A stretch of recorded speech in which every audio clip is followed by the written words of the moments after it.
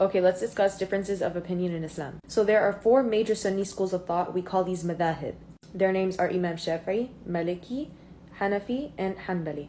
All four of these schools of thought are 100% correct, and the only reason why is because they just interpret the same verse in a different way. So when there's ikhtilaf or difference of opinion, one school of thought might say niqab is mandatory while the other says it is not mandatory. How do we know which one to believe? It's up to you. Both are correct, but one is going to be more correct than the other. And I don't want y'all debating about this in my comments. It's just going to take away from the whole point of this video. So if you're anything like me, I first thought, how could they both be correct if they're both saying two different opposite things? My friend broke it down for me and gave me an example. So if one person tells everybody in the room, says, if I ever faint and stop breathing, do not do CPR on me. If I fall to the ground, stop breathing, don't perform CPR on me. I don't want anybody here to perform CPR on me. Understood? So they fall, stop breathing, and somebody else walks in the room and sees them on the floor. So they immediately start performing CPR on them. Are they right or are they wrong for doing that? He is correct for performing CPR, while they are also correct for not performing CPR. See how two different decisions can be correct at the same time? That was just to explain it. There's also another hadith where the people were on their way back to Medina, and the Rasul ﷺ told them, we will pray Asr in Medina. Now some people thought that he meant, do not pray Asr until we reached Medina. When another group said he didn't mean that literally. He only said that to get us to speed up so we can reach there before Asr. So the time of Asr Salah comes and they still did not reach Medina. So one group of people said we should pray right now, while the other said no, don't pray until we get there, because that's what he said. So one group prays, the other doesn't, and they go to the Rasul and ask him which is right, and he says, you're right and you're right.